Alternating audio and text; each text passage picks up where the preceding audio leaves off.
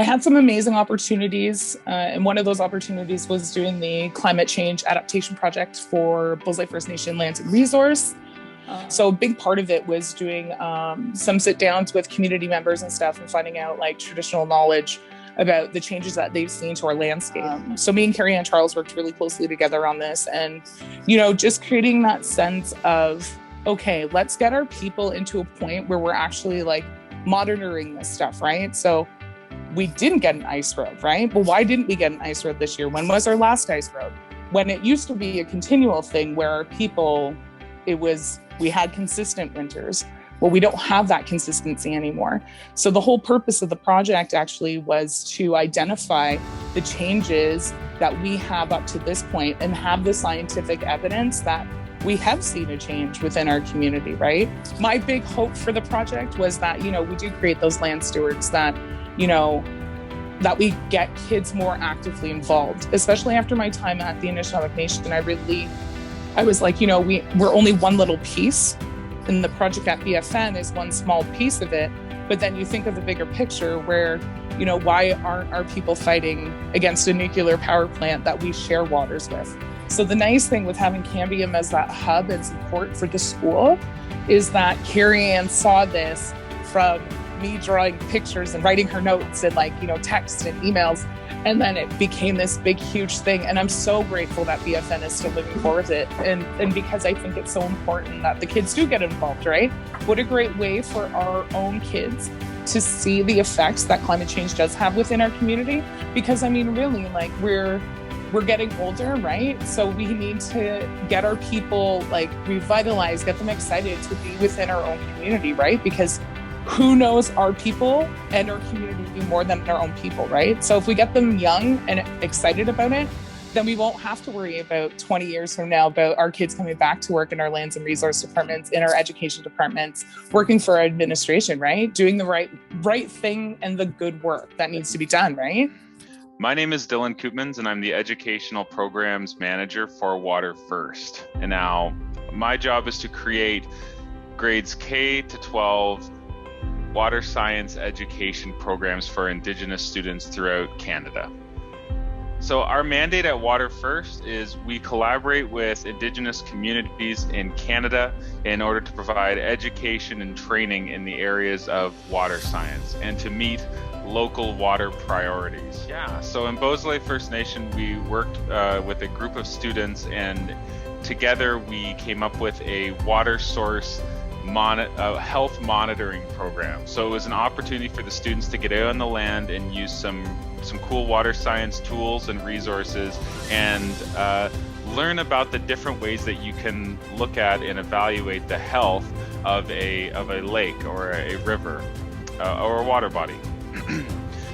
And when we did this, we also had the opportunity to invite local ecological knowledge experts. So in this case, we had a former chief, Jeff Moneg, join the students on a call, and he was able to provide them with a lot of important ecological information and history of the land that sort of, I guess, filled in the gaps that Western science doesn't really teach. So together with both those knowledges, the students were able to go on the land and apply that and learn a lot and have a good time doing it and, well, become future water scientists.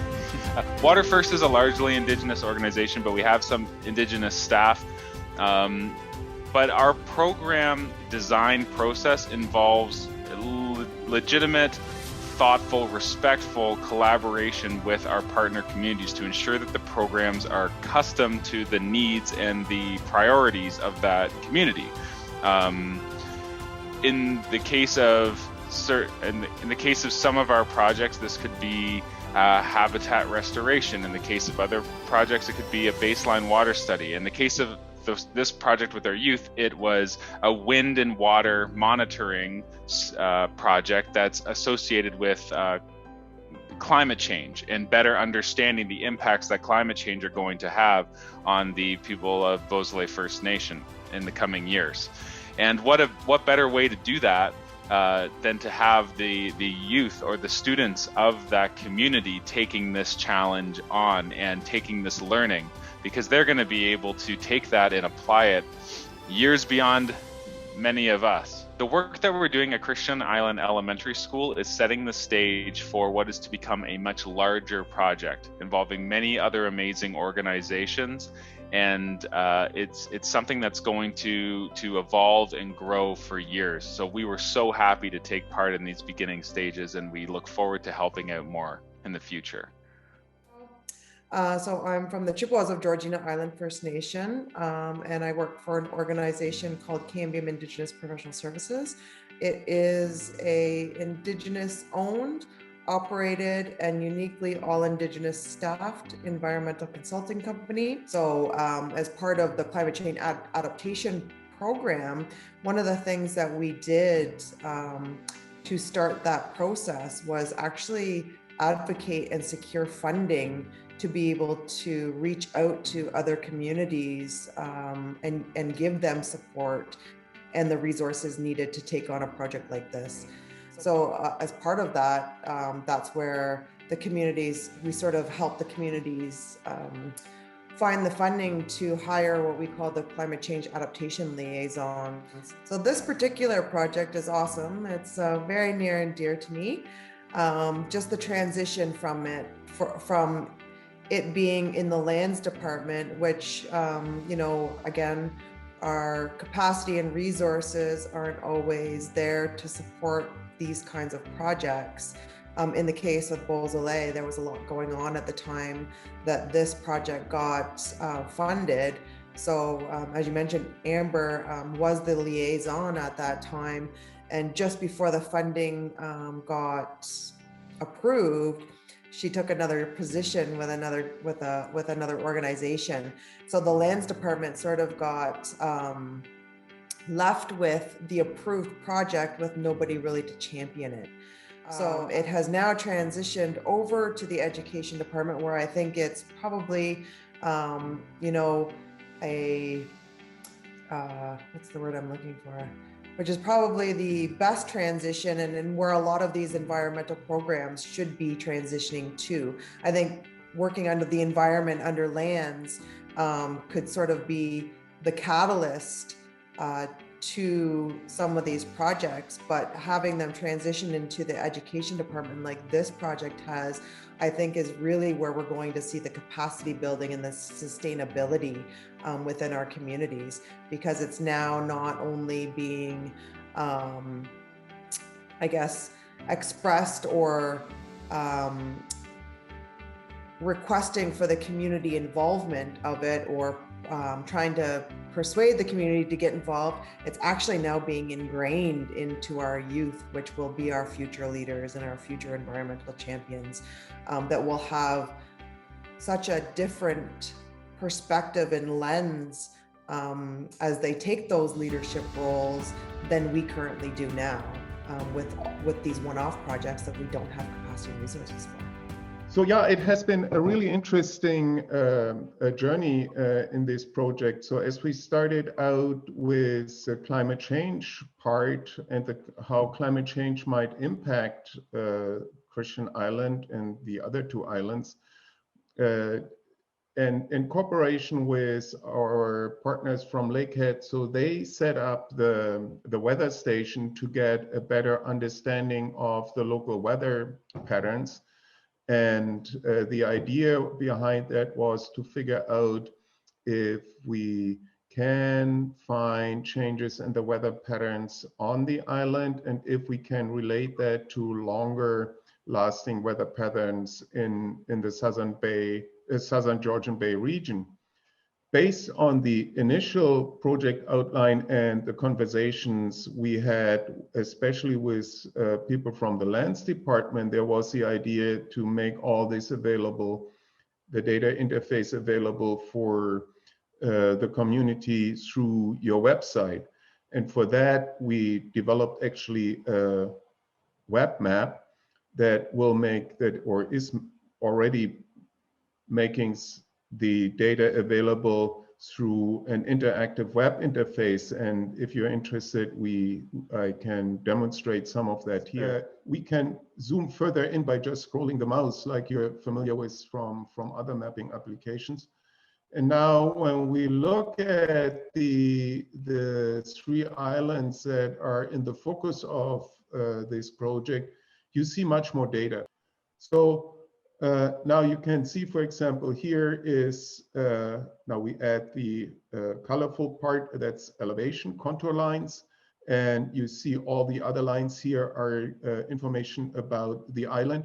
And some of the results that came out of the feedback that we got out of the community through the traditional knowledge interviews.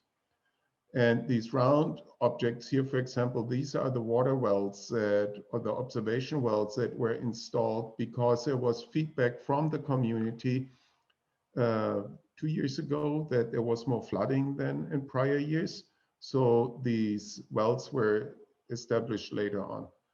And then, so we can, for example, also see the data for the longest station that we operate on the island is the one here in the south by the lighthouse. So, and that is presenting the data in a similar way. So we can see, for example, wind speed correlation charts that is just providing a relation between the data collected at the lighthouse compared, for example, to Western Island in Tobermory and at other stations. So that's a very straightforward way to see if there's a correlation or not. Yeah, it's just the one thing that I would like to point out that we would be happy to help to install all this and make it available directly on to your community. And that is something that will be upcoming. We just wait for to find the right contact to hand all this over. And I mean, there will obviously also a little bit of training be involved, how to operate it and maintain it. Sorry, so my name's Caitlin. I'm a student at Georgian College in the Environmental Technology program. I hopped on board with this project with Professor Joachim Schmidt, who had developed the mapping sort of component to the project for wind and water monitoring. So my job was to take that educational component and integrate the data into lesson planning that could be used for students on Christian Island that could contribute to the community in a meaningful way. So the idea of creating the curriculum around the project was for students to sort of use the data that was collected from the island contributing to the climate monitoring with the wind and water data, and give them an opportunity for a leadership role over their data so that they could learn through explorative and more creative means, but with an interactive spin on it in terms of using new applications and technologies that they may have not used prior in the classroom. So first is an iPad application that could be utilized by students. It's called Avenza Maps. And it was more to give students a chance to learn about their sense of place, as well as develop some of those core mapping skills and create symbols for their places of interest. So in this case, it was part of that community building where students could actually go outside, take photos of their community or places of interest. This could include some of the areas of data collection, and actually geotag those pictures onto the mapping application so that they could share that with their teachers in class. And this was a great opportunity for them to create that core basic understanding of what might be important around their island in terms of their sense of identity and sense of self. And if we move along, this is a Google Earth, and it can actually be used to upload certain files from GIS applications to be viewed in a more interactive format. So for this lesson, this was a component of water resources. And this data reflected current boil water advisories in First Nations communities, as well as ones that have been resolved over time. So this was an activity meant for some of the older grades to look into how we as a province, as well as a country, address some of the growing concerns in these communities, especially when it comes to access for clean water. And similarly to using QGIS, you can actually access a application called ArcGIS Online, which basically will show you historic map layers that are available to the public. And so, for example, this lesson here shows you the settlement growth of Christian Island over the last 20 years. Now you can turn on and off these layers to allow students to experiment how their community has grown and how that might impact some of the environment over time in terms of land resources and space. So this was an activity that could kind of be extrapolated beyond the data that was collected to predict the rate of change that might impact some of the climate factors in the future on the island. And this next one was a part of the QGIS mapping that Joachim had created. And it actually shows windrows charts. There are multiple of them that were created for the island that tracked the direction of the wind blowing at what % of the time, as well as the speed. So some of these indicators are interesting to monitor that could contribute to not only climate change, but the use of potential energy harnessing as well. So for different lessons for the Christian Island School, this could be incorporated in terms of interpreting the results of the stations around the island and determining if wind patterns could actually contribute to meaningful wind energy production in the future. And just to give a last overview, so this is a component of that citizen science aspect that I spoke about at the beginning. And it focuses on integrating science through that data collection to put and upload onto a mapping site to view by community members as well as others. So in this situation, the lighthouse point that's located here with the pink dot was one of the locations of the weather stations. And so students could actually take this data from the map that was created and upload them as points onto a viewable map set that not only students, but community members as well could view at any given time. So these might change over time. Those coordinates can be shifted around, and any of the monitoring well information could also be uploaded in the same manner so that the island can keep track of where their locations are and what data is being collected. And so that is the educational component of this. There are many opportunities for even the older grades to integrate some of the younger grade lessons and vice versa. All of them are very transferable, and the goal was to allow students to use this data and interpret this data in order to contribute to future future initiatives that the island might be doing in terms of this project, and continue their learning beyond just the weather monitoring and the well monitoring stations. I would actually like to add as well is that the importance of the partners that have been involved in this process, especially during the transition from the lands department to the education department, which is Georgian College, Joachim Schmidt, who has been heading the GIS data management development for this project, which is a key area in which a lot of communities are struggling that, you know, we get all of this information, but then what do we do with it? How do we store it? Oftentimes we have to store it outside the community because we don't have the resources.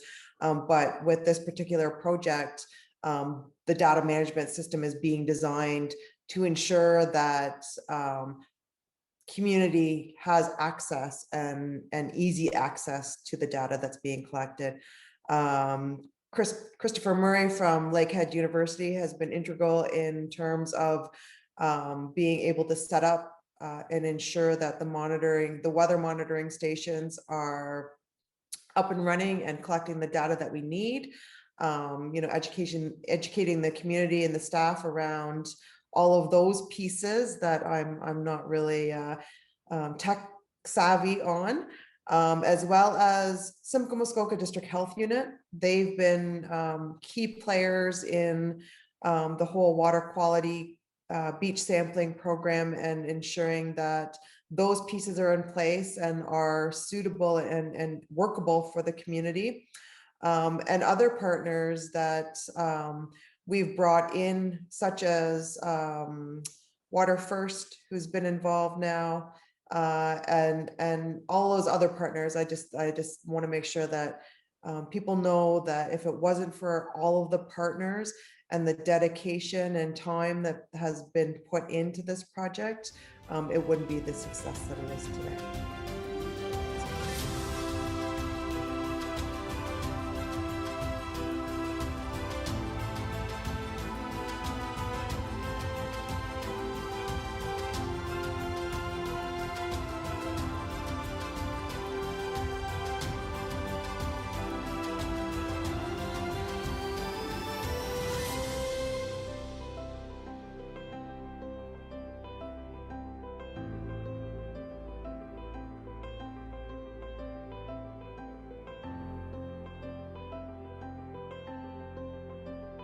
We are the land. We are the land. We are the land.